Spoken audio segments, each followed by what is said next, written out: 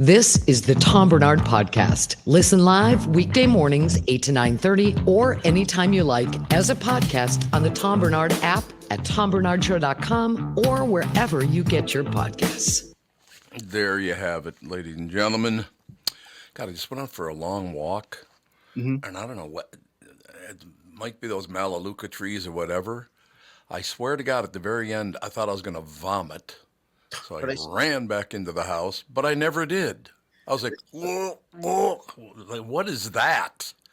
I get that sometimes after like maybe I'll eat something, a little foreign to my body. It's something maybe I don't eat too often. I mixed in the rotation, and then, maybe I'm letting my girlfriend drive, and I know she's not listening right now, but it's kind of like kind of like a roller coaster at times. A lot of stop and go. And we got a speed path, so my stomach gets a little upset, and I get that feeling like I feel like I need to throw up, but then I don't know what it is. Maybe it's just strong mental fortitude, but I just don't. I didn't just now. I thought I would for sure. I literally ran into the house so I wouldn't hurl all over the place. As soon as I got in the bathroom, I didn't have to do it anymore. It's like, what the hell is what is that? I mean, I gagged a couple times, but no projectile or anything, so I thought that was good. Yeah, that's a rough way to start your morning, though, if you're just rolling up after a walk. Yeah, my God, yeah. But it's something I must have breathed in, because when I started out, I felt great. I was just in a great mood, beautiful day, but all of a sudden it's like, oh. Is there like a weird smell? Like, I know sometimes you probably don't have it down there, but it's like the start of farming-ish season here, so the manure's getting in the air, and people are airing out like certain drains and stuff, and so that kind of crap mix can kind of like trigger something in you. Well, it's interesting about that. They just had the Sunfest on the intercoastal here, so there is literally garbage everywhere that they have to haul out. Wow. And I suppose there's a possibility that hauling all that garbage out can throw a lot into the air, right? I would imagine. Absolutely. So stop hauling garbage when I'm on my walk, you pills. Do you hear what I said? Do you hear me? So what else is happening? Anything good? Yeah, you always throw the good caveat on there because there's a lot of stuff happening. I feel like there was a lot of homeless stories in the news today. Like there was a guy that got arrested for giving a homeless person $20 to watch his grandchild while he went to the bar and drank. Oh, no. Another homeless lady that was caught living in, like strip malls, how they have the big triangle peaks on the roof sign. She was up there. She was living up there. She had a computer, a printer, and a coffee maker, and she'd been living up there for like a year, and somebody finally found her and was like, hey, you can't live up here. That's great. Did you say, I'm Native American, I can live in a teepee-looking object? I wouldn't doubt it. Yeah, she was like, I don't know. Say that. Yeah, she was like, it worked for me, and they're like, yeah, you can't live in a sign. That reminds me of a guy who lived at it wasn't fully abandoned mall, but it was like one of those where it's like stores are kind of moving out. There's more vacant spots. There was like a somewhat large cleaning janitor's closet underneath some escalators, and he lived in there for like 8 months, and just nobody knew. Why don't you wake up one morning and go, what the hell am I doing, man? I got to get off my ass and go get something done.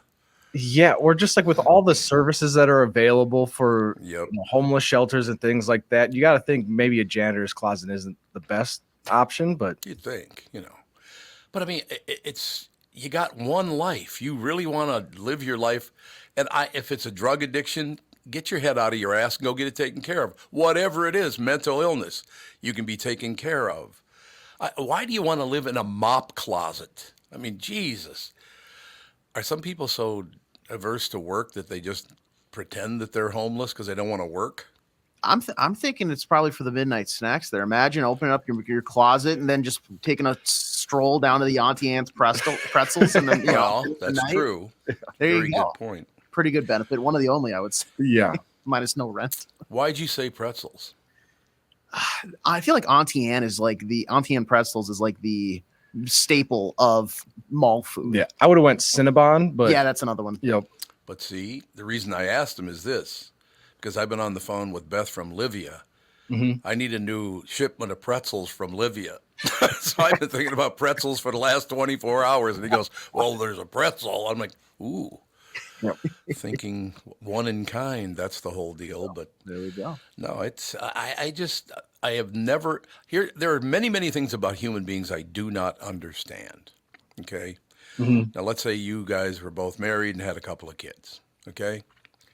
And I'm going to try to make some money for my family. And I've decided the way I'm going to make money for my family is to screw the two of you over. Okay. Do you not know you're screwing their husbands, their wives, their children? You're screwing them all over. How can you do something like that? I don't get it. I mean, you're hurting little children with your greed and thievery, you pig. I said you pig. You heard me. Yes. But I've never understood that whole situation. You're homeless, you out there, exposing people to diseases, who the hell knows what it is. And if you have mental issues, somebody you know or somebody whatever, I'll come over and talk to you, and then I'll take you to the hospital. You know? Yeah. If you have some problem, my father was mentally ill. I know what that looks like. I know it's very, very difficult. But he didn't end up homeless because he had enough people around him who gave a rat's ass, and even though he was a raging prick. I mean, that's a tough thing to go through, by the way. All these years later, I consider and go, yeah, he was my father, but he was a prick, right? You got to go both ways. You know? Yeah. So I just don't understand how you can screw people over. I don't understand how you can abandon your own family. I don't understand any of those things. You know, I have to beg Catherine not to abandon me at least once a week, but that's a different argument, you know. Hey, really quick, Angela writes in, and are you taking that GLP-1 with your Livia stuff? Yes. Okay, she says that that type of medicine is one of the side effects is nausea, so that might be why. Oh, I suppose could be. That could be it. I just thought it was being in, the radio and podcasting business. I thought that's what caused the nausea. Yeah, no, I suppose that's a possibility. He was on his walk and was like, I have to go talk to AJ and Tevin today. Do I really have to do it? Get the bucket. Get the bucket, baby. But yeah, it just look, and I'm not judging these people either. I just don't understand why you make the decisions you made. Why you'd live under a palm leaf somewhere where it's 95 degrees out in the middle of the night, than in a nice little toasty home that maybe you got to go to work for a while, or maybe you go get your mental illness tuned up, or whatever it is, man. I do not think it's good for people like that, having been around them in my life, to let them live in the streets. That is not good for them. We need to do everything we can to get them off the streets so they can regain some form of better health, right? Yeah, and it's the combination, because there are some people where they're like, I like living out on the street, and I want to do that. And so it's like a tough balance to follow, but we definitely don't do enough, I feel like, to help the homeless community or transient community. We just kind of shuffle them from one tent community to the next, and there's not really any attempt to solve the problem.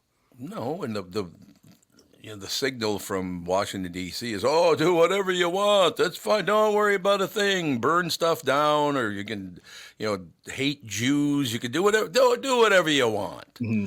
I mean, first of all, I would like to sit down with most of these protests and go, okay, we're going to have a little deal here. I've never been to Israel and I've never been to Palestine, but we're going to talk about what happens over there, what kind of people we're talking. I guarantee you they have no idea what a Palestinian or a Jew even is.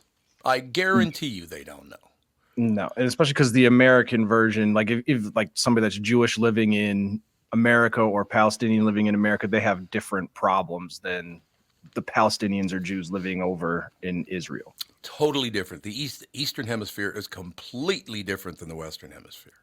It's not the same. There's no question about that. So, look, you want everybody to live, but I think people on the extremes of our political parties think, let's just let people do whatever they want. They'll be happier that way. No, they won't. They'll be miserable because most people are not bright enough to take care of themselves. I know that's a horrible thing to hear, but it's true. They need guidance and help and support just like everybody else does. So letting them live under a garbage pile is not a good idea. That's fair, isn't it? Yeah, I'd say that's pretty fair. Jesus, Mary, and I just don't understand. I don't understand how people can do the things they do with and to other people and just stand there. It's like, you're harming so many other people. How do you not know how many people you're harming with your so-called, bullshit liberal or ultra-conservative attitude or whatever the hell it is? It doesn't fly. You're just lazy and don't want to do the job. That's what it is, right? Yeah, so that has a lot to do with it. Yeah, well, it's just definitely it's unfortunate. I'm in a much better mood now that I was able to complain about society in general. You know what I mean? Gotta let it out. You want to ruin that mood? Oh no, you got some good news? No, I definitely not good news. Our first talking head of the day, as they say. That's going to make me feel even worse. I mean, there are people who are homeless and people who should be homeless, like Phil. You know what I mean? We'll take a break. He's going to love this show today, isn't he? He gave me. That's right. He's got to write you a check later on today. So every new year is a chance for a fresh start, and the most profitable start you can make in 2024 is to take advantage of the business opportunities in beautiful Sioux Falls, South Dakota. Make 2024 your year to discover the benefits of Sioux Falls. We're hearing from Minnesota companies considering expanding or relocating to the Sioux Falls area. Minnesota business people are excited about our short commutes, safe streets, and quality of life excellence. We've got the details at SiouxFallsDevelopment.com. In Sioux Falls, you'll discover a friendly pro-business attitude, along with a productive, growing workforce, no personal or corporate state income tax, low workers' comp rates, and a lot less red tape. We've got great people, affordable buildings, and sites ready and waiting for your expansion plans. It's an easy decision once you look at the advantages, and there are lots of advantages. If you've never been there, you should go to Sioux Falls. Absolutely. Then you might rethink it. 2024 is the time to make your move to Sioux Falls. Visit SiouxFallsDevelopment.com. The past several years have been the craziest in the history of the car business. The pandemic, supply chain, and chip issues, all causing extreme inventory shortages that led to, predatory pricing. Some dealers charge thousands of dollars over MSRP. We never played that game. I'm Jim Paul of Valley Buick GMC. We knew that would leave a bad taste in a customer's mouth. More importantly, from an integrity standpoint, it was just wrong. So what about the current market?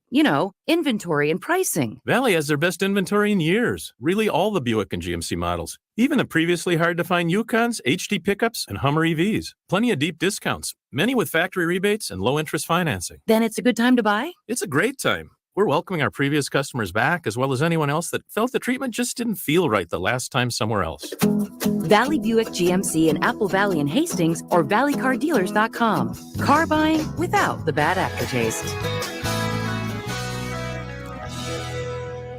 Let's talk K&L Surplus, shall we?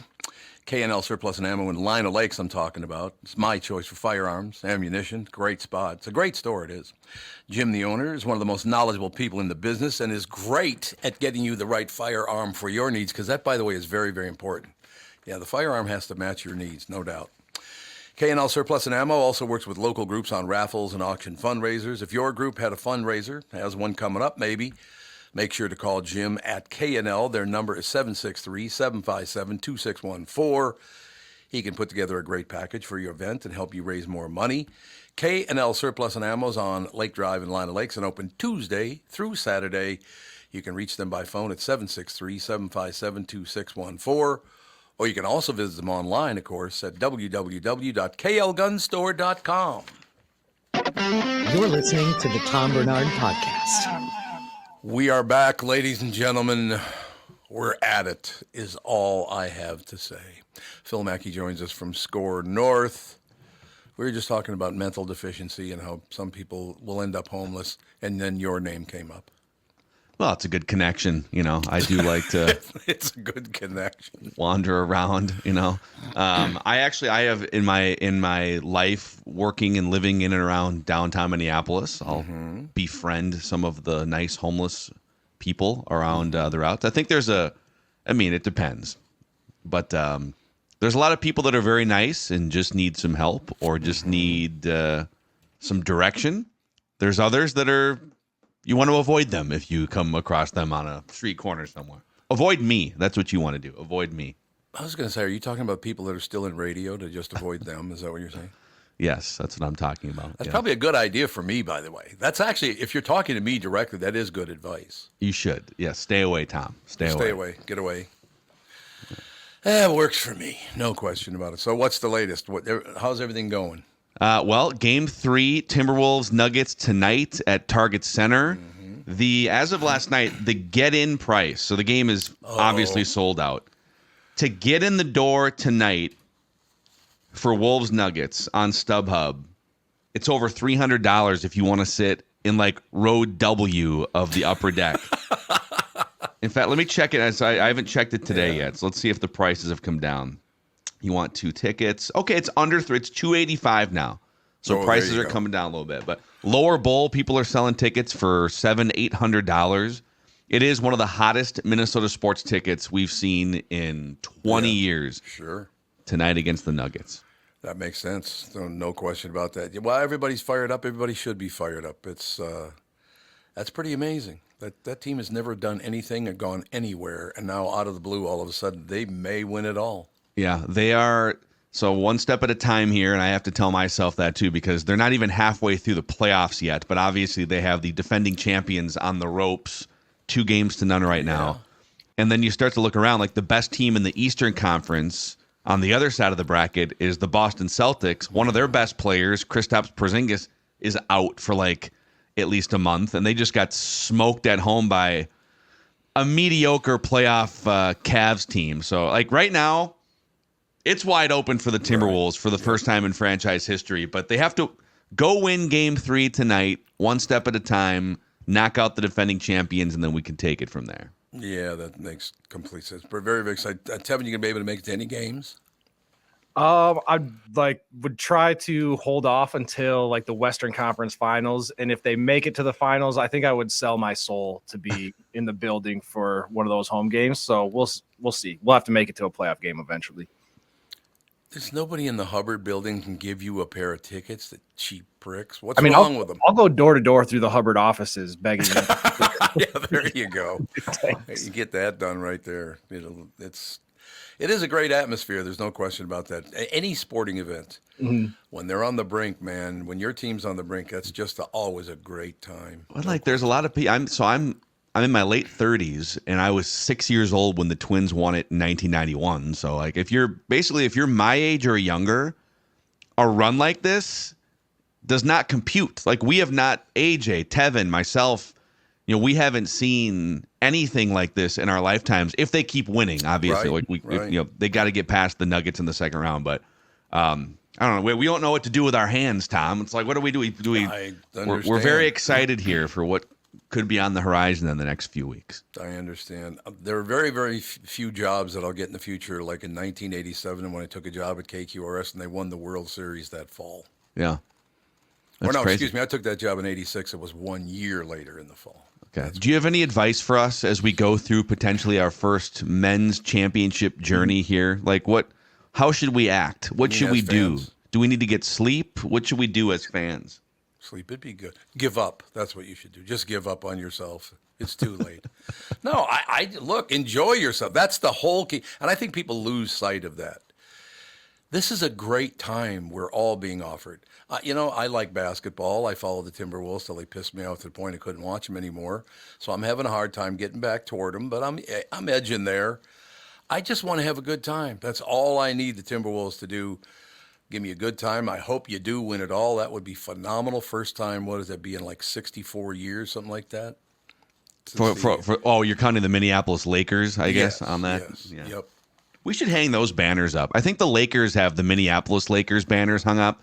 Screw that. You guys went to L.A. Right. We should be able to hang the Minneapolis Lakers banners from the 1950s. Thank you. I don't understand why they get to claim those. It's a completely different city. But because I think it's like because the team started here and moved there, that technically it's the team's banners and not the city's. Yeah. But we should still have do the some Twins sort of... claim the Washington Senators World Series championship? Yes, we do. Know. Yeah. There is a Washington. I'm pretty sure there's a Washington Senators championship flag from like 1936 hanging at Target Field. That's so embarrassing. You gotta burn that thing.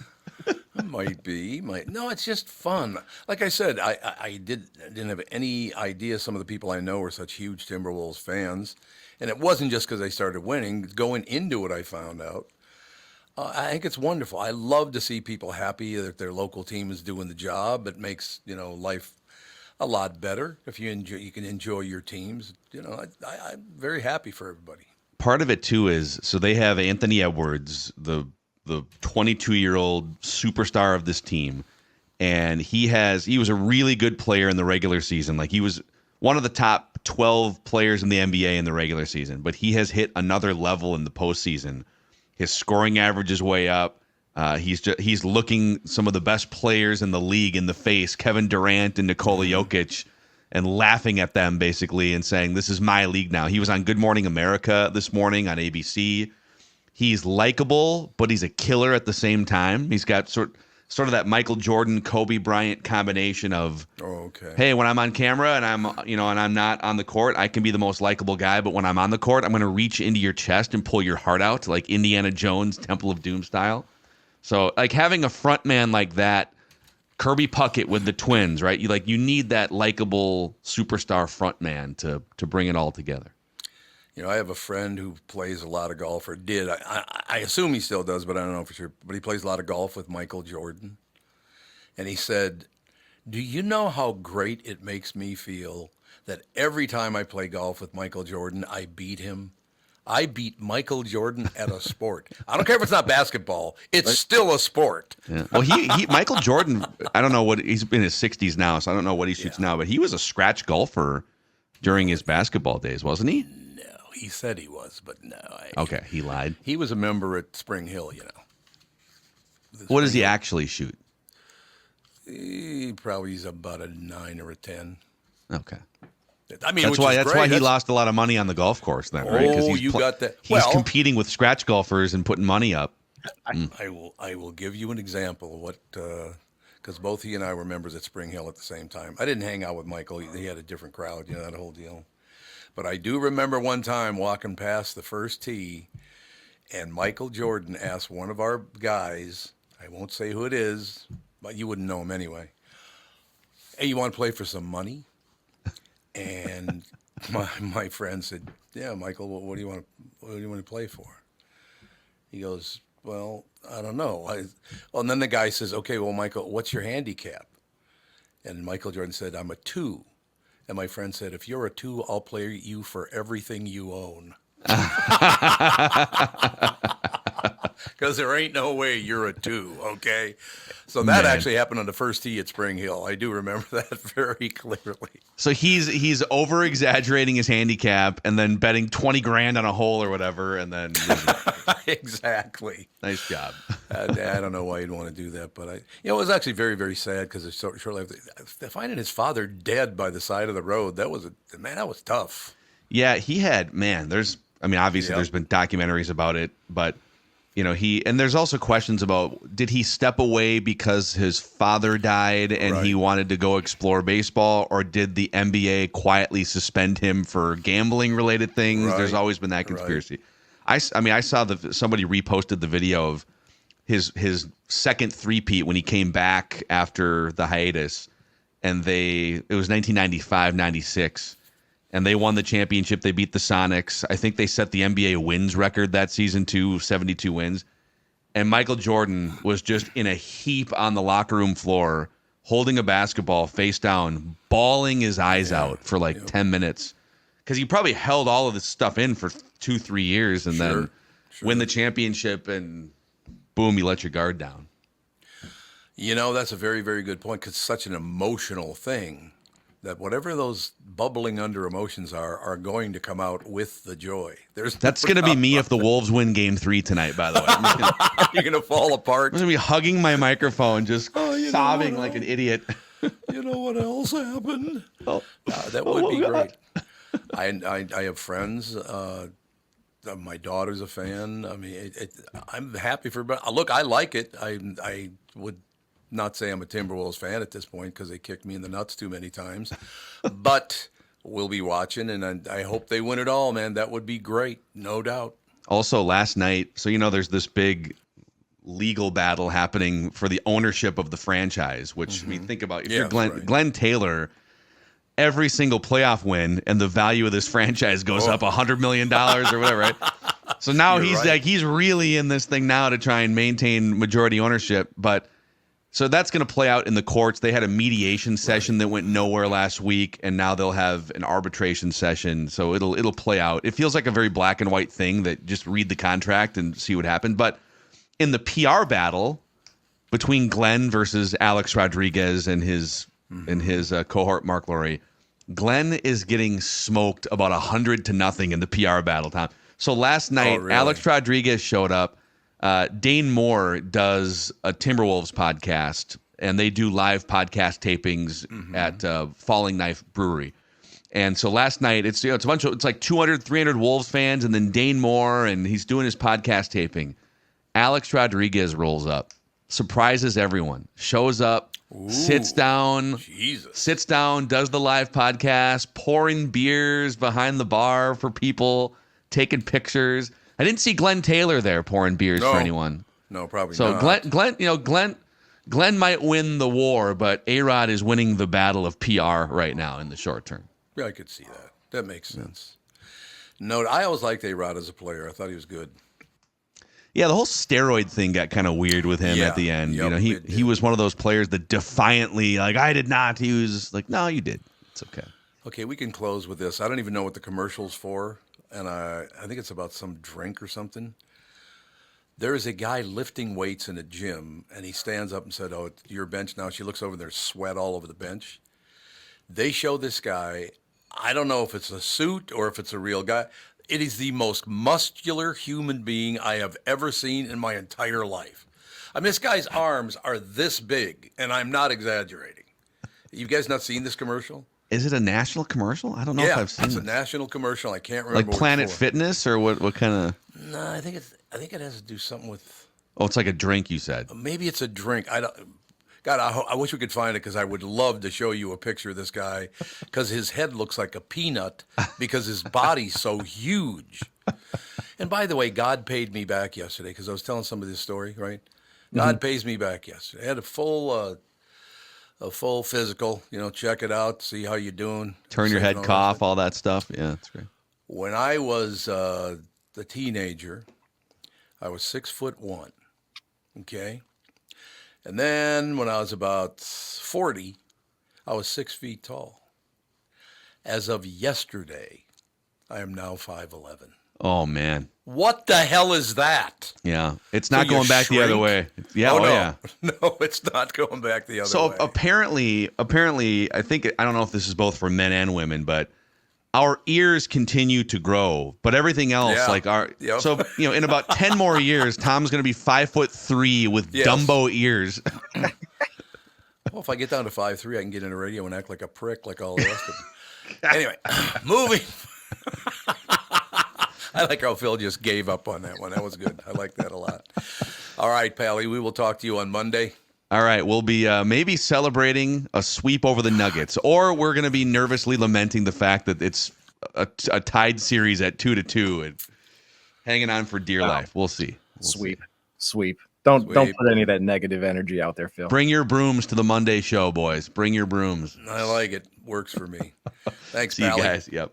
Phil Mackey, SKOR North, ladies and gentlemen. We'll take a break. Be right back in a couple of minutes. More stuff coming. It's a good morning. I mean, except for the fact that you got like Phil Mackey and Chris Egert and Bob Sansevere and Tim Lammers and Chris Ebert. Other than that, it's a good show today. Yeah. Don't you think? Yeah, other than everybody that's on the show. Other than everyone else that's on the show, it's really good. All right, we'll be right back in a second. Hi, Tom Barnard here for Livia Weight Control Centers. Now is the time to get a jump on summer, and that would be the Livia way. Join Livia today and get your first 8 weeks free in those first 8 weeks by following Livia's nutrition plan with the help, of course, of their expert team of registered dietitians and nutritionists. These people do know what they're talking about. You can lose up to 20 pounds or more. I've already lost like 22 pounds, something like that. Imagine how much better you'll feel, not to mention how much better your summer clothes will fit. Join today, and you'll also receive a complimentary in-body scan. I got to tell you one thing, talking about your summer, how much better your summer clothes will fit. Well, thanks, Livia. Now I have to go out and spend $80 billion because none of my clothes fit anymore. My shirts look like I could live in them, for Christ's sake. But I won't. I will go out and buy new stuff. You know what? I want to get down to like 214, and then I'll go buy new stuff. So I'm going to look like I'm wearing rags for the next month or two or something. It'll work out. That's all I have to say. Like I said, I've lost 22 pounds and kept it off for the entire month. Well, more than a month now. Join today and get your first 8 weeks of Livia's nutrition plan free. Visit Livia.com. That's LIVEA.com. Or call 855-GO-LIVIA. And Livia is a medical weight loss deal. This is what we're talking. We were talking about this earlier. Livia's medical weight loss is now offering GLP-1 medications starting at just $2.99 a month. It does cut back on your hunger. If you're hungry, it will help you a lot. Quiet the food noise and see accelerated results by summer. Visit Livia.com, or you can just call 855-GO-LIVIA. Get a jump on summer the Livia way. Is that text you're sending so important that you missed your turn? Is that text you're sending so important that you ran the red light? Is that text you're sending so important you didn't see the ball coming onto the road or the child that followed? Hi, I'm Mike Bryant from Bradshaw & Bryant. When you take your eyes off the road for even 4 seconds, your vehicle travels 100 yards. That's the entire length of a football field. If you absolutely have to text, you need to pull off the road somewhere safe and do it from there. Texting and driving is against the law and can cause serious injury or even death to you and others. Now that is important. We hope you're never injured in a collision, but if you are, please contact us. Find Bradshaw & Bryant, personal injury attorneys at MinnesotaPersonalInjury.com. Going farther with Mike Bryant on your side, seeking justice for the injured. Bradshaw & Bryant. Mike Lindell and MyPillow employees want to thank my listeners for all your continued support. To thank you, they're having an overstock clearance and new product sale right now for the best prices ever when you use promo code TOM, and you get free shipping on your entire order. Get 50% off the MyPillow 2.0. And you can also, of course, get 50% off the brand new flannel sheets. They are terrific. They've just arrived and will not last long. And you know this part, 6-pack towel sets for only $29.98, and take advantage of the free shipping on larger items such as mattresses, mattress toppers, 100% made in the USA. They're on sale for as low as $99.99. Well, I mean, everything is on sale, from the brand new kitchen towels that have the same technology as the bath towels that actually absorb. They have dog beds, they have blankets, couch pillows, so much more. To get the best specials ever, go to mypillow.com or call 800-516-5146. Use promo code TOM, and you get free shipping on your entire order. So call 800-516-5146 or go to mypillow.com, and please do use promo code TOM. You're listening to the Tom Barnard Podcast. I'm in Lake City. Jesus, look! It looks like you're in heaven. My God, that's a beautiful scene behind you. Let me tell you what, this day at work does not suck. Oh, I would imagine. Yeah, it looks just terrible there in Lake City. It's too bad. Yeah, it's awful, Tom. I'm sorry. God, Chris Egert, Channel 5's Chris Egert. Brought to you by Mr. Money Talk, Josh Arnold. Call Josh today for your free 48-minute evaluation at 952-925-5608.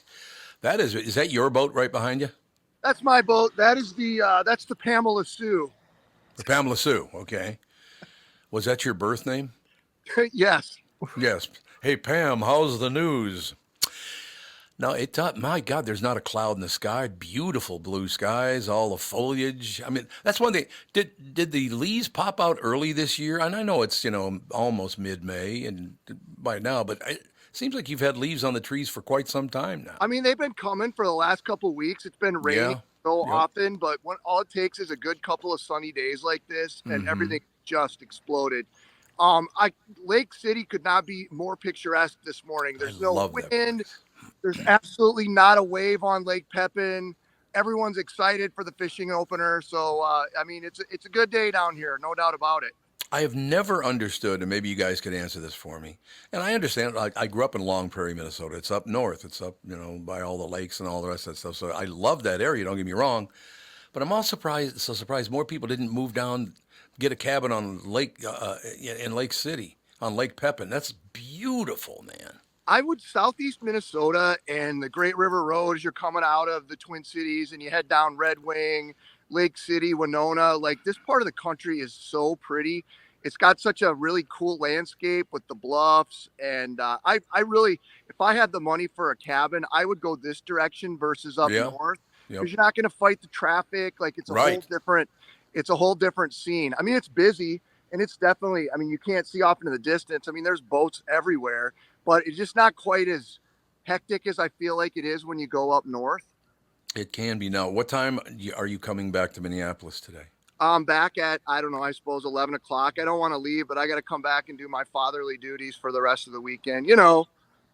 So 11 a.m. you're going to be back. Yeah, we've been doing live shots since our 5:30, 6 o'clock this morning. And the governor's here, all kinds of people in the DNR here. And we've been talking to all of them about the fishing outlook. And everyone's optimistic, just like we are about the Wolves sweeping. We're optimistic that it's going to be a good fishing season. Telling you. It's on everybody's mind, no question. One thing before you do move on, though, I would leave an hour later, and I would stop at Kyle's Smoke and Oak in Red Wing, Minnesota, have lunch. That food, I mean, look, Kyle's a good friend. There's no question about that. Have you ever eaten at Smoke and Oak in Red Wing? No, you've mentioned it before, though. It's a barbecue place, right? Yes, sir, and it's phenomenal. Do Yeah, yourself a favor. I stopped at Hanchich Bakery yesterday in Red Wing. I saw that. Which is also really good. And, you know, got a belly full of donuts. And I'm going to have to go on that Livia thing when I get back, Tommy, because I'm crushing the food right now. I'll tell you how sweet it is going to Hanchich. You're talking about. I was in there and they were doing a radio show from there it was on a Saturday morning. Yeah. They're doing a radio show from there and all the rest of it. And, you know, it went the whole thing. Well, their show and our breakfast ended about the same time. These two guys walk over and they go, Tom, I'm sorry to bother you. I hope we're not bothering you, but could we get a picture? They're the nicest people in the world. Very nice people. Cool. That's very cool. People are super friendly too. Yes. I think that's universal in most of Minnesota, but I mean, everybody, you know, people just walking by and waving and saying hello. And I mean, it doesn't hurt that the day's absolutely perfect outside today. That's for sure. No question about it. So, I mean, is there any breeze at all? Doesn't look like the breeze blowing at all. No, none at all. Gorgeous. I mean, the water's like glass. I got to fish for a little bit. I obviously didn't catch anything, but you know what? If every day could include a little bit of fishing in between shows, I might be able to do this for a couple more years. Well, you think so? You might lay it on the line, maybe. Yeah, there you go. No, that's one thing about your job that I always kind of wanted to do that with the radio shows, like travel all over the 5-state area and do shows, but they never wanted to do something like that. I don't know. That seemed like it'd be so cool to me. I would love to do this more often. I used to do a lot more when I was younger, and the opportunities just aren't quite there. But this is such an easy trip. I mean, it's an hour and a half away from the city, so it's not like it costs a lot. It costs a half a tank of gas to get down here. So. No, you're absolutely right. So, God, I can't believe you're coming back at 11, because if you're coming back at like 2, you could stop and have a few beers on the way home. Again, I did have a few on the way down. I'll put it that way. But he was on a bus, so don't think he was drinking. Don't worry. I had one beer in Red Wing at a place called Kelly's that was recommended by a friend. Sure. So, good stuff. It is a wonderful area. Minnesota is a beautiful state, north, south, east, and west. It is gorgeous. There's no question. Actually, 15,271 lakes, isn't that right? Yeah, well over 10,000. There's no, Yep. So you're going to have a great time today. You'll get back to work later on, and then we'll treat you like dirt. I'll be back grumpy on Monday because I'll be in the studio. Nice face. Nice face you're making. All right, Pally, have a wonderful time. We'll talk to you on Monday. Have a good weekend, you guys. Go Wolves. Yeah, baby. Go Wolves. Channel 5's Chris Egert, brought to you by Mr. Money Talk, Josh Arnold. Call Josh today for your free 48-minute evaluation at 952-925-5608. God, didn't it look spectacular behind him? Yeah, like when you think of a picture-perfect lake day, that's what his office is today. Same. That's what it looks like. Mm-hmm. Usually mine doesn't involve Chris Egert, but... Yeah. Mine is Chris Egert's. Oh. Yeah. Perfect day. He's quite the gentleman. I know that. Yeah. But also, I'm curious as to what he was drinking beer at like 5 o'clock in the morning because he had to go down there and fish. Like, where did you find a beer at 5 a.m., Chris, on the drive down? He might have gone down there last night, is what I'm thinking. Oh, okay. Yeah, I'm just thinking maybe. You never know. But I've seen guys drinking about 4 in the morning, driving down the freeway backward. But other than that, So pocket beer. All right, We got, oh God. We have to take a break. We'll be right back in a couple minutes. When you go to a restaurant, you expect the chef to be an expert, of course. You expect your auto mechanic to be an expert when it comes to fixing your car because you want a car that runs. You judge them both by the results of their work. Josh Arnold is an expert in investments, planning your financial future. Josh Arnold is my expert, and he should be yours too. I talk to Josh every week, and he understands the market, the economy. He knows how to plan for your retirement. Don't put it off another day. The man with your plan is Josh Arnold. Call Josh now for a no-obligation 48-minute evaluation. You've got nothing to lose, and you'll have an expert planning and managing a financial future. Call Josh, 952-925-5608. That is 952-925-5608. Investment services offered by Josh Arnold Investment Consultant, LLC Security Investment Advisor. Past performance is no guarantee of future results. All investments involve risk. All comments and opinions are Josh Arnold's and do not constitute investment advice. I am a paid endorser. I've been tracking the weather in Minnesota for a long time. I'm 5 Eyewitness News Chief Meteorologist Ken Barlow.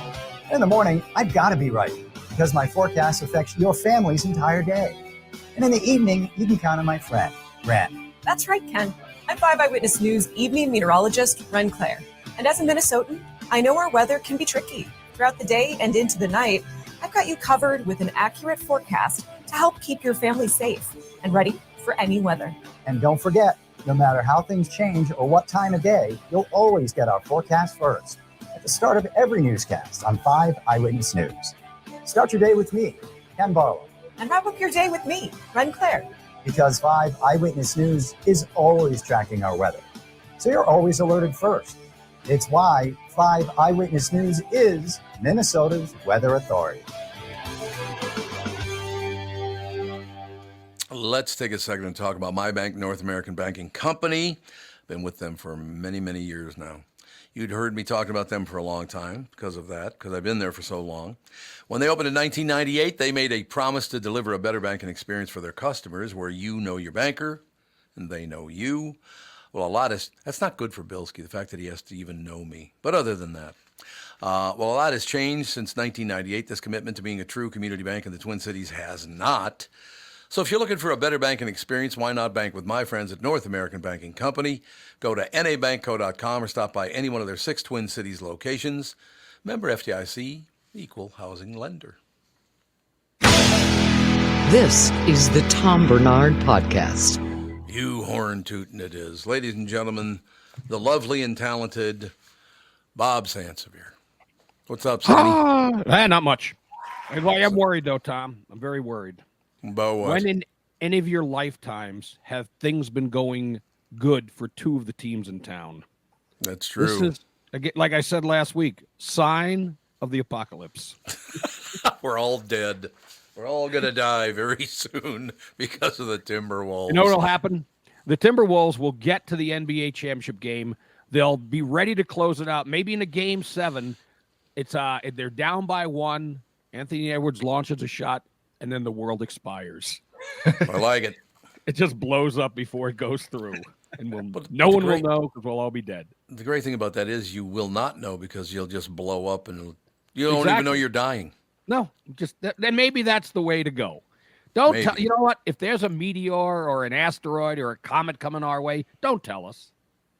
No, because we'll just fret. Just let it happen. I couldn't agree more. What's that big the? You get the, not thing, that the, and then boom. Smoked. It's over. I agree with you, Bob. There's no question about it. But we got a good baseball team. We got a great basketball team. It's wonderful. Yeah, heady times. You're only a game and a half out of first with the Twins. A big win last night, and they're not just beating up on the White Sox. So that's a good thing. Good point. That is a good point. I mean, they're winning series. What is it? 5 series in a row now that they had won. Nobody saw that coming. No one saw that coming. No. And, I sure didn't. So it's a good and you're the freaking Wolves. I'm stupefied. Stupefied. And you've never heard me say this, Tom. I have never rooted for a local team. Hey, I really hope the Vikings win a Super Bowl or the Twins win the World Series.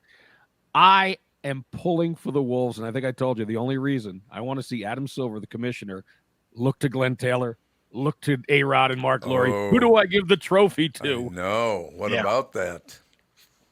That would make it worthwhile if for no other reason. It's why, going back to when Pete Rozelle was the commissioner of the NFL, I loved when the Raiders won and he had to give it to Al Davis, who he'd been in a bitter court battle with over moving the team. Yep. So you love when it's uncomfortable for people. I thought you were going to say with Adam Silver, you were going to look at him and go, you look like a very thin Uncle Fester. He is a odd-looking gentleman. He is a very weird-looking gentleman. I'm surprised he doesn't make bird noises. Actually, he in movies you'd have to go back to the silent Dracula. Oh yeah, right, Nosferatu. Yeah, you're absolutely right. He does kind of look like Nosferatu. Good call, Bob. Yeah, he's a skinny Nosferatu. He's not getting enough blood in his diet. Therein lies the problem. Matt Schreck was the guy who played Nosferatu, and that guy didn't look much different without makeup. Yeah, I would have to agree. I think when the movie was done, he went back in his real crypt, and that was it for him.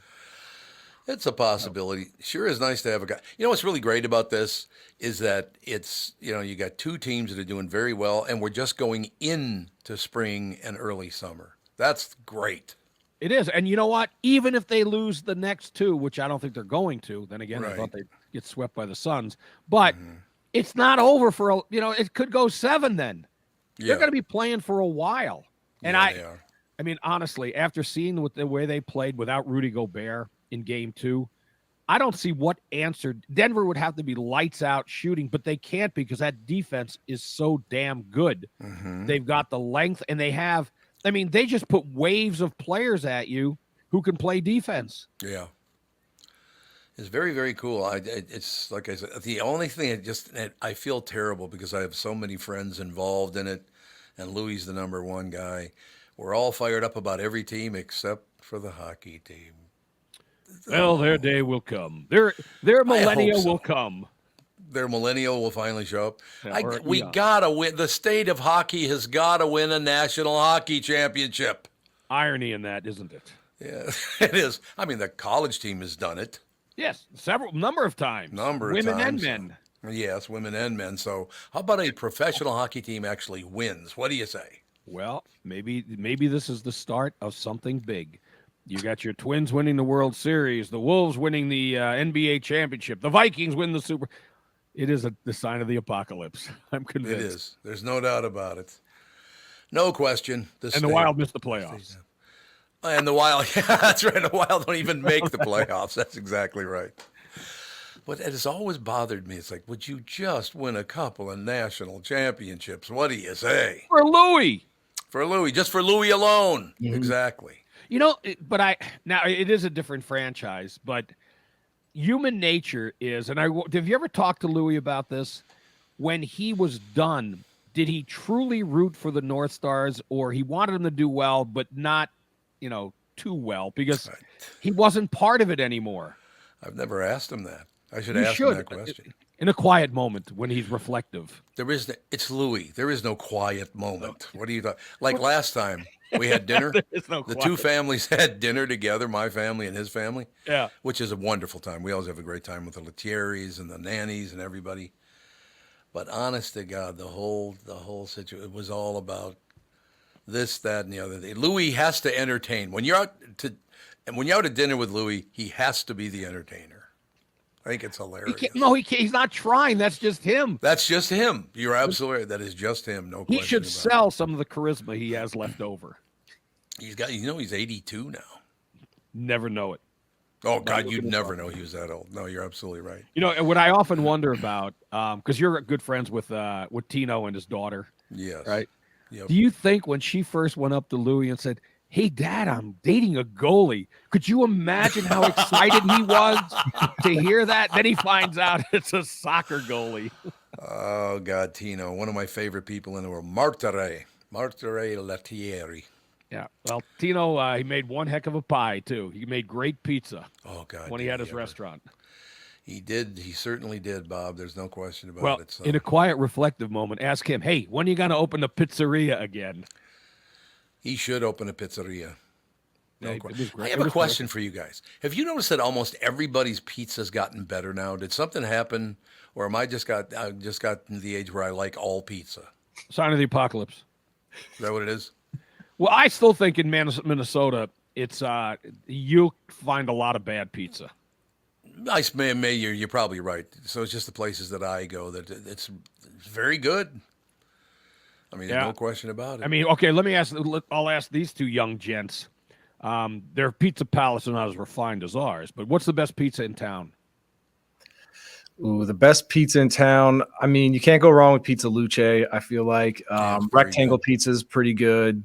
There's a small place in Columbia Heights called Tasty Pizza that it's not gourmet by any stretch of the imagination, but it is really good. Yes, it is tasty. I love how much thought they put into that. What should we? Let's just call it Tasty. Right? Well, it tastes pretty good. I would go Black Sheep.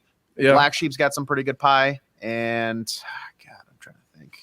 I mean, I like Pizza Luce too. It's solid. Yeah.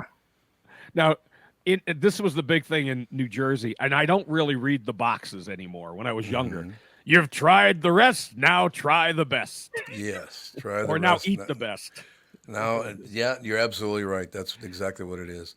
Not one of you guys said Chef Boyardee. I was really surprised. Well, okay, I'll give you my. No. I always like Casetta's, but I will tell you. Oh, Casetta's great. But the best deep dish, and I've had Chicago, I've had Sicilian in New York. Yep. Best deep dish I've ever had is the Detroit style at Norm's Wayside Inn right here in Buffalo, where I live. Oh yeah, yeah. Phenomenal. And it's worth a trip from wherever you happen to be because the dough is great and it's wonderful. And I got to be honest. I mean, I eat a lot of Heggies because Heggies, it's the only one I don't have to add cheese to. They're double cheese. I'm a big Heggies guy. It's the only one I don't have to add. It's true. I've added it. It doesn't taste as good. There are a lot of good pizza. A lot of good pizza places now in Minnesota. There used to be a couple, and now there are a lot of them. Well, that's good. I think Tom. I think I've told you the first time when I first moved here back in '84. Southtown. I went to a place there, and I knew I was in for trouble when I ordered the pizza, and he puts it in a paper bag, not a box, a paper bag. Put it in a bag? Yes. And I'm thinking this that's can't weird. be good. Yes, it was very weird, and it was like I still had cardboard boxes that I put a little cheese on. It tasted better, on the box than it did on this pizza. Was horrible. One thing I will tell you that's kind of nice in the West Palm area. There's this grocery store named Joseph's. It's an Italian grocery store. Ooh. Joseph's Italian. Their pizza is as good as any pizza. This is from a grocery store. So is it made or you have to make it yourself at home? You can do either, but I always have them make it when I'm there. Yeah, they got the real oven. They got the real oven's phenomenal, and the pieces per slice of pizza is about the same size as like a Volkswagen. Honestly, God, you got 2 hands to eat one slice of pizza. It's phenomenal pizza. Well, you fold it over though, right? Oh yes, I do. Very good, Bob. Yes, I do every time. That's how you know if it's a pizza connoisseur or not, if they can fold it over. That's one thing I will miss because I'm coming home in just 13 days, which I cannot wait to get home. It's going to be wonderful. Except I can't call it home because I'm not a resident there anymore. Because if I call it home, they'll come after me. Your old home, my former home. Yes, my former home. But now I forgot what the hell I was going to say. Never mind. But it's your home, your birthplace. Look, I love Minneapolis, St. Paul. There's no question. There are some people there that drive me crazy because I am very, very sad that this whole group of people now in America cannot wait to harm other people. They just love hurting people. How do you like doing that? I don't get it. It's a thing. It's a thing. Well, thank you, Bob. Now I have a much more clear understanding of what I'm talking. But you've noticed that they cannot wait to harm somebody. But see, what the hell is that? I could explain it if you'd like. Okay. Look, I'd love to hear it. These are people who have been convinced or convinced themselves that they are right and they are doing what's right for everyone else. And if collateral damage is okay, if somebody gets hurt, it doesn't matter because their way is the right way. And it's ruining America. It's ruining America. It is ruining the world, actually, but America is really dropping like a rock. I cannot get so worked up over politics that I'd want to harm you. It makes no sense to me at all. Well, now, okay, I know, and I'm not going to go off on a tangent, but the Minnesota legislature did something good yesterday, I think. Okay, good. They eliminated, you cannot have a straw purchase, which means you cannot buy a gun for somebody who legally is banned from owning a gun. That's a good thing. It's a felony. It is. However, they have another law that's going to wind up getting passed. I think it went through the House already, maybe even the Senate today, where if you have a gun, you cannot put it under lock and key with a magazine in the gun. They have to be separate. What good does that do if somebody breaks in that has a gun? You have to go to two different places in order to load your gun because they think it's safer not to have them next to each other or with each other. Why? If you own the gun, that makes no sense. No one's going to follow this law. You are correct. I will, of course, but no one else will. Better throw that in time. Yes, you will, and Tevin and AJ, they'll follow it. But it's ridiculous. That also sounds like, how are you going to enforce that? Are you going into people's house to make sure that like nobody's getting? That's what's stupid about it. Why even pass this thing? Because you know what? Everyone's going to say the same thing. Well, I just went from one place, I opened it up, and then I went to the other place and got my. I'm just fast. I practiced. Of course, it's ridiculous. But these are the do-gooders, because they think they're preventing an accidental shooting in the house, and not thinking the reason there is a gun. Yes. Could we maybe stop somehow all the people that are being murdered in our workout areas, shopping centers? I mean, is there any way we can stop them being murdered instead of worrying about where you put your gun at your house? Well, and that's another part of it, Tom. Look at what the penalties are for a lot of felonies. Nothing. They're not. They just walk out. They're released into the public. You go in an open fire and you shouldn't have done that. Like, what the hell is wrong with you? There's not even a 3 strikes rule anymore. We see these stories all the time. He's been arrested 43 times. It's ridiculous. Tevin's still here. Don't bring that up, Bob. I've done a lot of scrubbing of the internet to get scrubbing of the internet. How did you find it? Tevin is the reason why there are like 15 bolt locks on the door to the studio so that they just can't barge in. But they gave me a key. So. We're all in trouble. You're protected. All right, fellas. I cannot wait to talk to you again next Monday, Bob. Oh, after the Wolves have swept the defending NBA champions. That's where they'll be. Fofo. Yeah. All right, Pally. Talk to you later. All right, take care. Ladies and gentlemen, Bob Sansevere. We'll take a break. Be right back in a couple of minutes. Timmy Lammers will join us right after this. Timmy Lammers is with us. Tim Lammers brought to you by Bradshaw and Bryant, personal injury lawyer seeking justice for the injured. Contact Bradshaw and Bryant at MinnesotaPersonalInjury.com. That's MinnesotaPersonalInjury.com. Timmy, what's the latest? I understand. Is it fishing opener today or something, or this weekend? It's usually around this time, yeah. Yeah, right. It's just I'm just shocked that the time is flying so much. I mean, my God, we are in summer, which means we are in summer movie season. Now, nobody really went to, I shouldn't say nobody, but the Fall Guy really hit the wall last week, man. Oh, really? Yeah, $140 million budget, $27.7 million domestic opening. Oh, God. That is painful. That is painful. That it's like everybody's gone fishing. You know? Yeah, maybe. Oh, my God. So hopefully this week there's going to be a comeback. And I thought the Fall Guy was great. Don't get me wrong. I don't understand why people aren't going. Maybe, again, it's the weather. Maybe, they're waiting until streaming. But now this week we got Kingdom of the Planet of the Apes. And any Planet of the Apes fans here? No. Really? Oh, my God. Really? See, I think they're smart films, and I'm talking about way back to the very beginning with Charlton Heston. And if I could say it again, I said it Tuesday, Tom, on the Family Podcast. It's a madhouse. It's a madhouse. The famous quote. Yes, exactly. By Charlton Heston, people say, who? What do you mean? I thought the great quote was, damn you all to hell. Yeah, Chuck Heston might have been overacting just a little bit in that. Maybe. He was so Maybe a obnoxious, touch. but you know what? I've always loved Charlton Heston, and he was damn good in those movies, but he was really full of swagger and everything in those movies. So, you had that original slate of movies, and then you had the Tim Burton remake, that one and done, and then this thing was rebooted in 2011 with motion capture, and my God, what an incredible set of movies. A trilogy that was 2011, 2014, and 2017. It's like, what the hell happened? I suppose the pandemic has something to do with it, with the delay, but finally 7 years afterwards we have Kingdom of the Planet of the Apes, 7 years after War of the Planet of the Apes. And I thought, are people still going to be interested in after seeing it? I would say yes. If you love those previous movies, you're going to love this movie. No takers? Support. A lot of support you got for that one. I just can't get crickets. Well, what is it that isn't appealing to any of you guys? I mean, why is it? Because it just seems like the same old or something? It's the same movie after the same movie after the same movie. Television is so much better than movies now. It's unbelievable. Yeah, I will agree with you there. But you know what?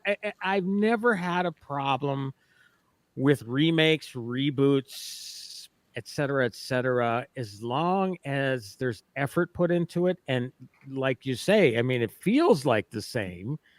And yes, certainly it looks like the same movie as those previous movies, but the story advances in a meaningful sort of way.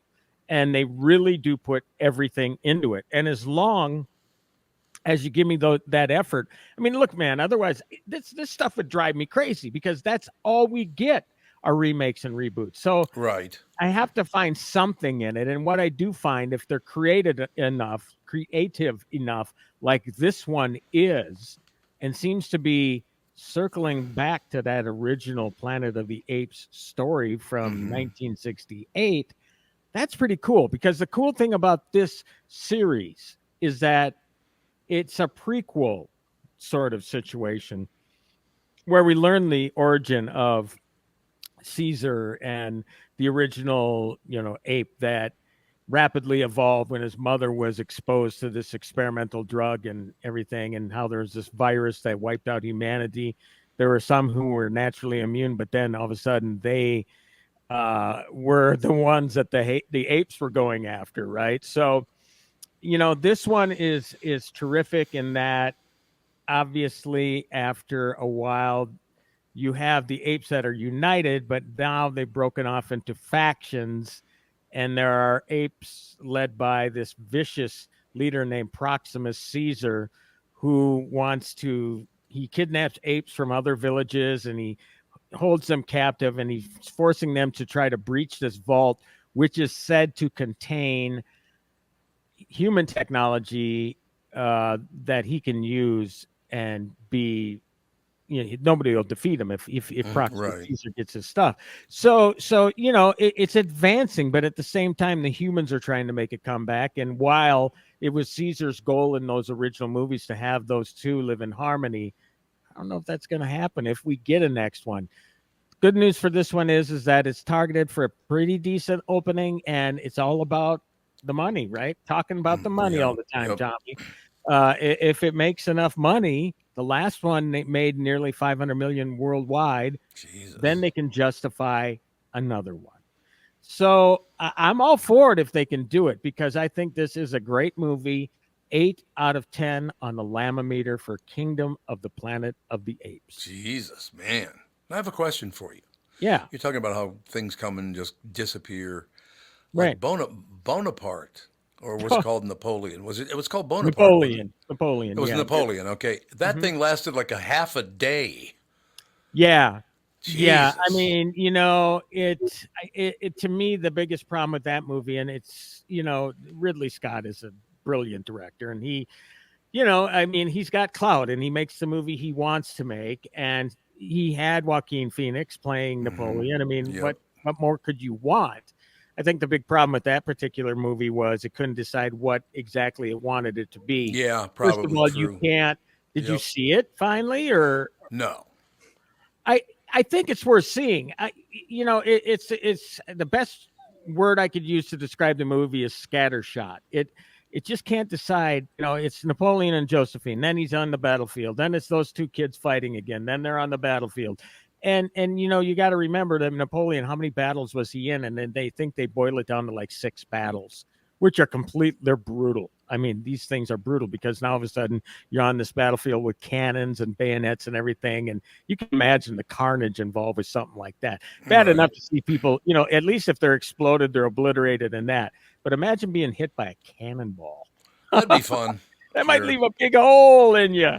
There's a possibility. So that it was here and gone in a minute. And I think historians had a big problem with that. And they criticized him, and Ridley Scott didn't give a rip. No. Ridley Scott didn't get going until he was 40 years old. And now he's in his mid to late 80s. He is really? Oh my God. Jeez, yeah. I didn't even think about that. Yeah. And he is he's not going to, just like Eastwood, man. Eastwood's in his early 90s. He's got one more film he's doing. So I got to ask you a question here, because is it just me, or have I got my eye on something? Is there ever a time when Walton Goggins isn't really good at what he's doing? I just watched the second episode of Fallout. He's in the second episode of Fallout. He's phenomenal. Well, first of all, I'm glad that you're watching Fallout, because I didn't think that would be the sort of series for you. I know I've been kind of, poking you, saying, come on, man, you got to see it. If not for any other reason, Walton Goggins. He's phenomenal. He's got no nose. No, it's just a big hole where his nose should be. Now I see Tevin and AJ. You're nodding your head. You're smiling. You guys have seen it too, then, right? Oh yeah, I finished the season. Yeah, yeah. It's brilliant stuff, Tom. It is. You got a free votes of confidence right here. I mean, and the great part about it is, video game movies. There have been some or series or whatever that have completely sucked. This one is an anomaly. I mean, it is so great, and not only that. You get Walton Goggins in a full arc of a character, because you realize that at the very beginning where you see him, he was like everybody else, and then he evolved into this half living, half rotted, no nose guy named the Ghoul, and he's completely different. But in the days or weeks after that debuted on Twitter, his name was constantly trending because I don't know if it's mainly young people that didn't know who the hell he was, but they certainly know who the hell he is now, man. Oh, God, yeah. I mean, he is a brilliant actor, and thank God, the industry recognized it, and the guy constantly works, but he deserves more than that, and I'm so glad he's getting it with Fallout. Yep. I'm telling you, I didn't think I was going to like it, because like, another one of these. But I think as soon as they blew that guy's left leg off from the knee down with one shot, I went, oh, maybe I could watch this. You have some crazy ass stuff coming your way. Oh, I can feel it. Oh my God, it is coming. So I am so glad that you caught that. That is terrific. Yeah, Catherine loves it too. Oh wow, that's great. I love it. I love it that you guys are catching it. And again, you try to explain something like this, and I'm a guy that comes from. I'm not a video game player. I mean, obviously my kids are, most of them are, but even my non-video game player, my oldest daughter loved it. So that tells you a lot, man. That really tells you a lot. I also have to add. Have you seen any of Thank You Good Night on Hulu, the Bon Jovi documentary? No. Nope. He might have a little involvement from a guy that we know that might have. Johnny Rock. Now, I caught the first episode. I'm halfway through the second. I texted John. I said, are you in this? Because Bon Jovi does mention him by name in the first episode. Right. I thought, oh, come on, man. We got to get more than that. And John replied by text, episode 2 is better, with a little smiley thing. So I have because I'm in it. Oh, God. So I'm hoping I'm going to watch more of it after we're done here. But hey, you have to admit it is pretty damn cool. Now, I think it's wonderful. Yeah. John and I always got along. John's nuts, but I did get along with him. Yeah, John is terrific. And sadly, the last time I talked with him, was at Pat Ebert's memorial thing. Right. Which oddly enough was in St. Cloud, which is where John is stationed, so to speak, right now. Station, yeah. So, good on John, man. I'm looking forward to seeing him in this. But have you been in your career one of those guys who kind of did discover somebody like that? I mean, I don't know how you would. No, not really. No. Yeah. I mean, you certainly talk to folks in the infancy of their career. Yeah, oh yeah, sure. Where, it's like, for example, in 1994, I did because I'm a type 1 diabetic, I did an article for a magazine called Living Well with Diabetes, where I contacted this other diabetic named Halle Berry. Yeah, who was I shouldn't say relative unknown, but she was at the beginning of her career. So it's kind of cool to see these careers just go poof, like that. But yeah, she wasn't prettier. Yeah, I know. It's getting, oh my God, she is so gorgeous. It's beautiful. She is, but it's really cool. And I did talk with her probably about 10 years ago, and we, I don't know if she remembered exactly, but we caught up. As type 1s, we stick together. Sure. Oh, absolutely. Talk about needles and insulin and stuff like that. So nothing better to do. Nothing better to do than that, man. No question about it. All right. So definitely recommend Kingdom of Planet of the Apes 8 out of 10, and as well as thank you, good night. If not for any other reason, John Lastman. Yeah, John Lastman, my favorite line ever. They're opening Planet Hollywood, and all the celebrities are showing up, including all these sports celebrities. And you are Chuck Knobloch. Chuck Knobloch. I will never forget that. Like, who the hell are you? I never even heard of you. I was in an antique shop, and I saw an old action figure of Chuck Knobloch hanging on the peg, so I had to take a picture and send it. Oh, you got to do it. You got to do it. Yeah, no kidding. All right, guys. Well, have a great weekend. And Tommy, we'll talk next Tuesday. Thanks, Timmy. See ya. Tim Lammer is brought to you by Bradshaw and Bryant, personal injury lawyer seeking justice for the injured. Contact Bradshaw and Bryant at MinnesotaPersonalInjury.com. That's MinnesotaPersonalInjury.com. Kristen Burt up next.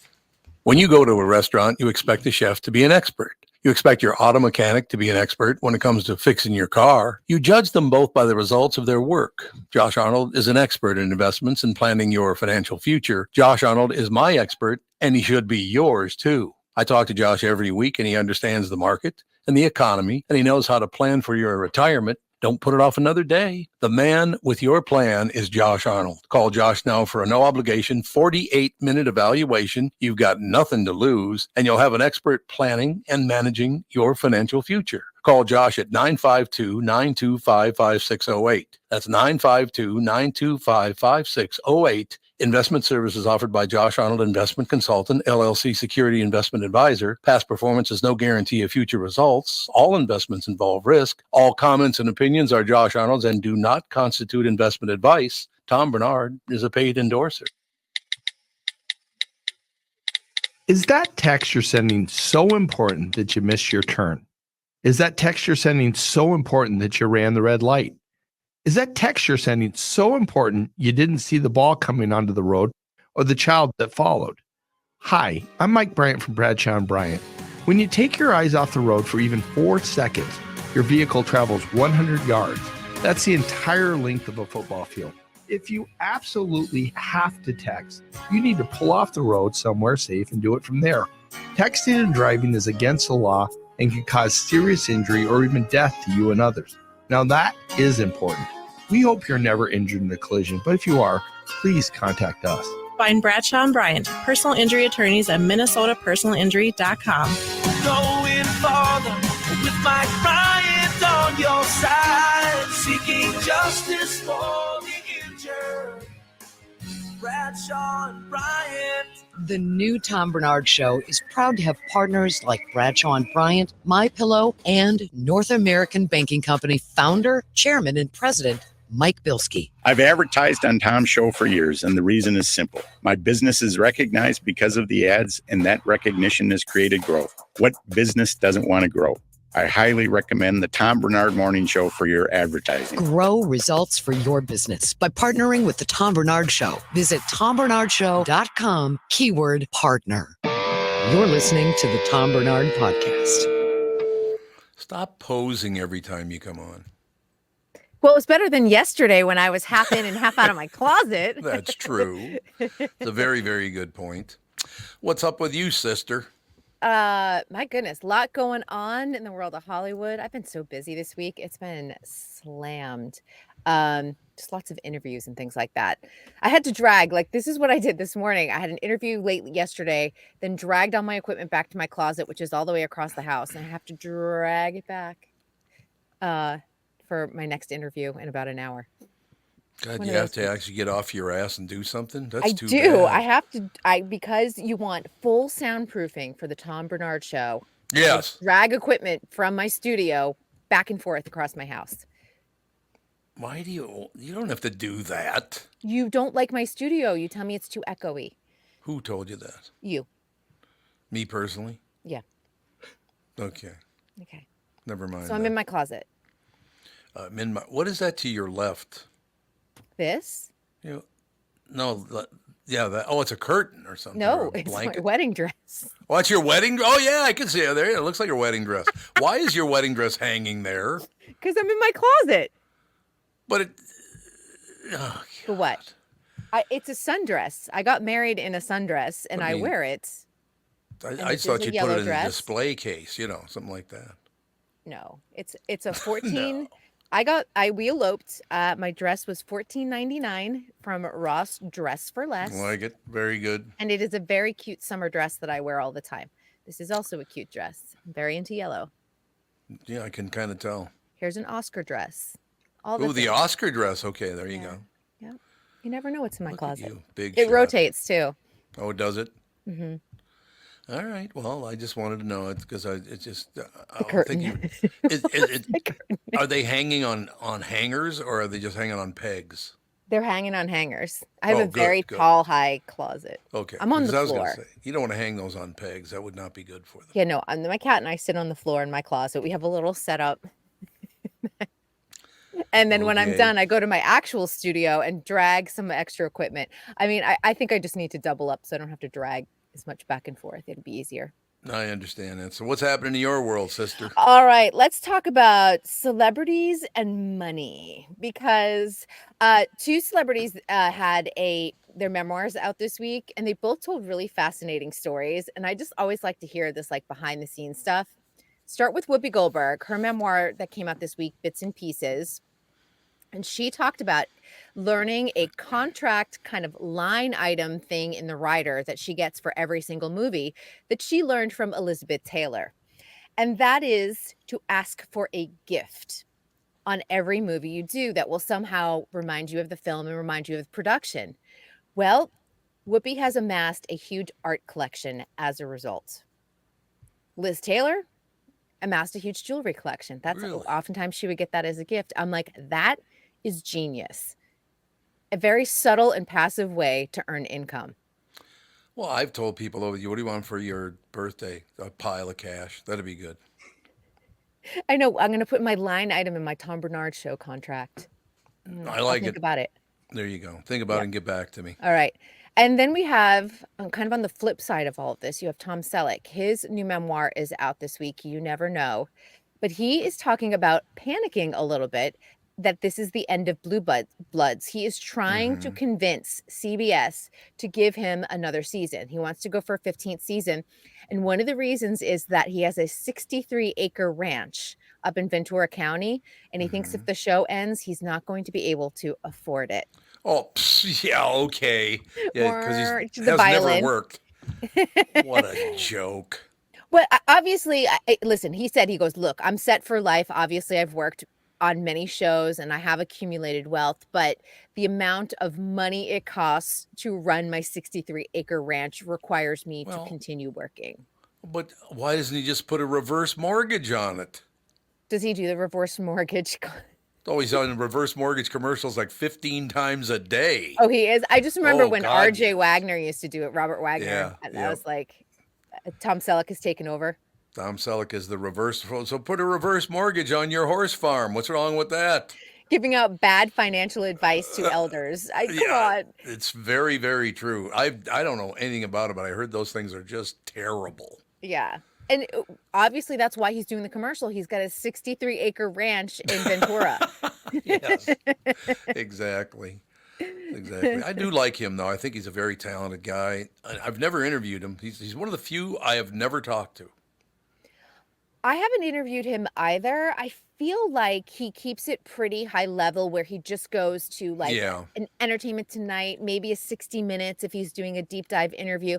But I don't feel like he really goes and does kind of the second tier level of entertainment. He just sticks to like the A+ list and that's it. He doesn't need to either. He doesn't need to do a lot of press. So I think that's probably where he comes from. Is he married? He is. He's married to Jilly Mack. They've been married a long time.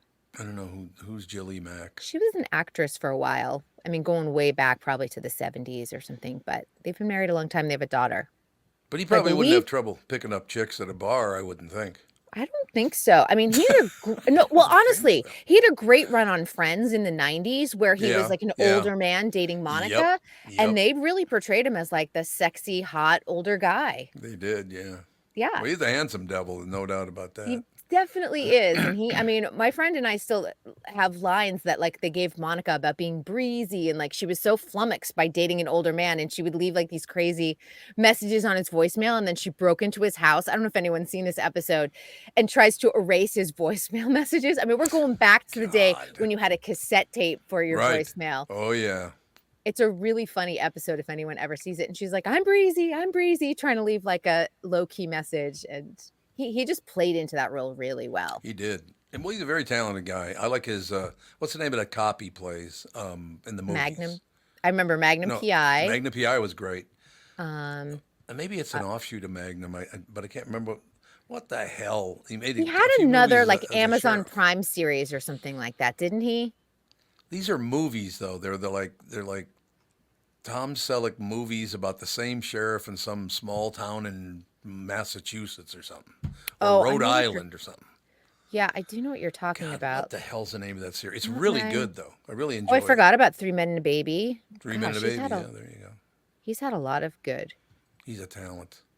Yeah, I mean, he's one of those whose career has, each decade he's had hits and had success, which is so hard to achieve because a lot of people have sort of those ebbs and flows where they like go away and you're like, where have they been for the last 15 years? Mm-hmm.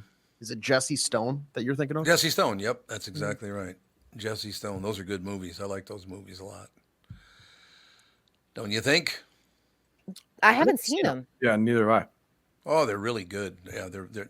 Well, he's so good anyway, but he's always surrounded by good people too. That's the other thing. You got to be surrounded by good people. Oh yeah, that's true. No doubt. So what else? Anything else good? Baby Reindeer. Did anyone see that the stalker came forward? I cannot watch that show. It makes me way too nervous. Does it? Why does it make you nervous? Because those people are all nuts. That's why. It's like, gee, what is wrong with all of you? Well, she is saying she went to Piers Morgan, which is a little bit of like, that's a little bit of a crazy person to go and speak with. But well, yeah, there's that. But she went and spoke with Piers Morgan, and her name is Fiona Harvey.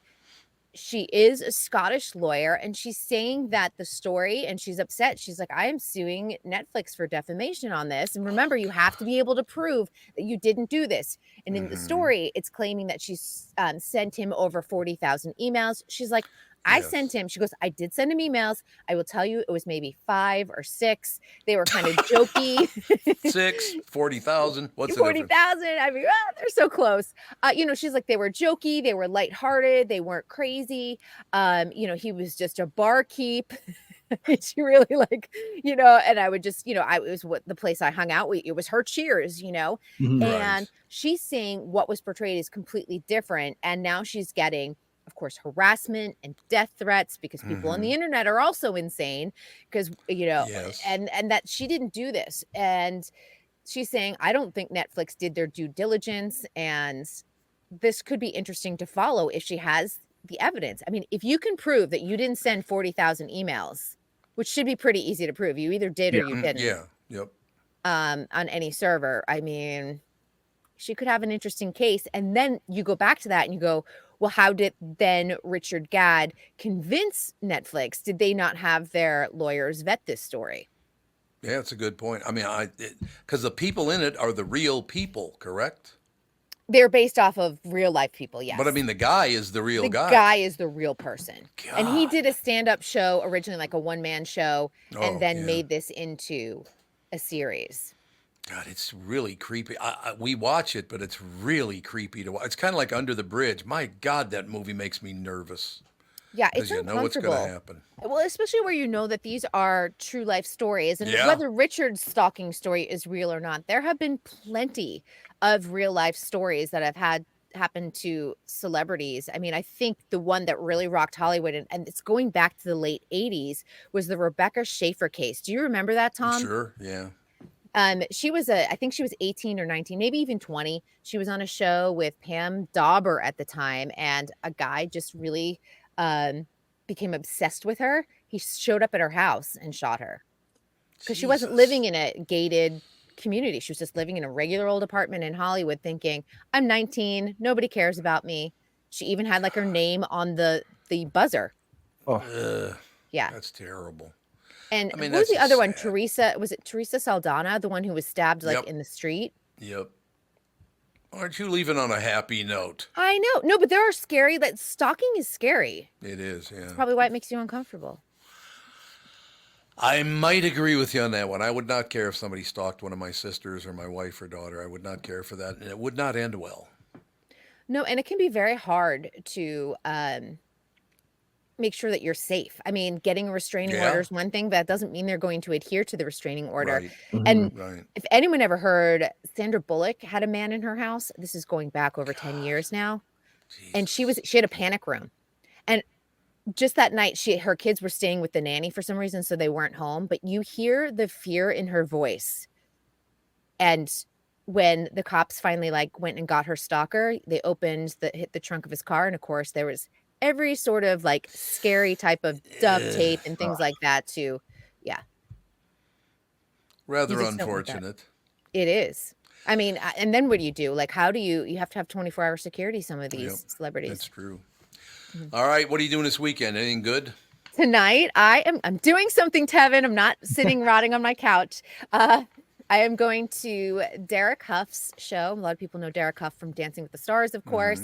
But what makes this show really special, it's his rescheduled tour. His wife had a brain aneurysm while they were on tour in Washington, D.C. They didn't know if she was going to live. And this was December, by the way. And here we are, 5 months later. She is healed. She's back in dancing. And I'm going there to witness a medical miracle. Oh, won't that be sweet? I'm really excited. Listen, they had to remove a part of her skull to relieve pressure, and then they did a 3D implant to replace her skull. Oh God! Medicine is unbelievable. Except for the, cheating for money part. Listen, it saved Hallie Erbert's life. She's an incredible dancer. I cannot wait to see this happen tonight. I understand completely. I'm just talking about pharmaceutical companies are a little filthy, but we're talking about the high level stuff that kept this woman alive and still pursuing her career. Exactly. But you also wanted to bring up the fact that you are going to develop your own vaccine and therefore your own disease so you can get rich like that last prick. Did anyone see me in biology or chemistry? I'm not good at this. Nobody wants me developing anything. I promise you that. So I'm going to stay far away from that field, and the world is better for it. All right, young lady, we'll talk to you on Monday. See you then. Thanks a lot. Ladies and gentlemen, Kristen Bird, Entertainment News brought to you by North American Banking Company. Go to nabanco.com to learn more. Member FDIC, equal housing lender. Be no family show today. We'll talk to you on Monday.